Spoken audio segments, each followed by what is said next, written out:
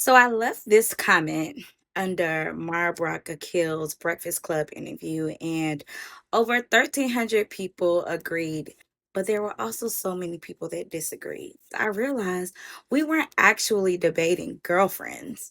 We're debating who gets the opportunity to tell big stories. And as someone who works below the line in film and TV, I couldn't stop thinking about it. Because when people hear 50 million budget, they automatically think about actors and is the film going to bring that much money back or 10 times over?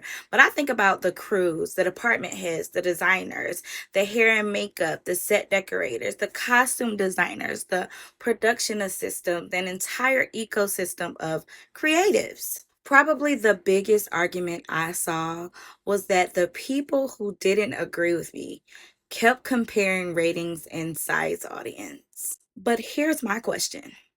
If Girlfriends had aired on HBO with HBO's marketing budget and resources instead of UPN, would we even be having this conversation? Opportunity matters.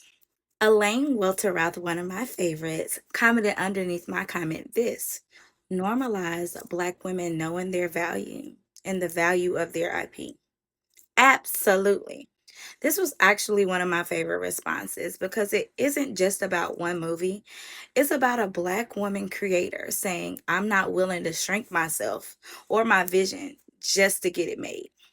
Another commenter mentioned how Meryl Streep learned her value because of the Devil Wears Prada. And I love this comparison because not because Girlfriends and the Devil Wears Prada are the same movie, but because it reminds us that once studios invest in something, that success creates leverage. I recently saw a clip from Quinta Brunson talking about how without Insecure in Atlanta, there would be no Abbott Elementary. She discusses how each project is a part of a bigger puzzle, and every successful project makes room for another.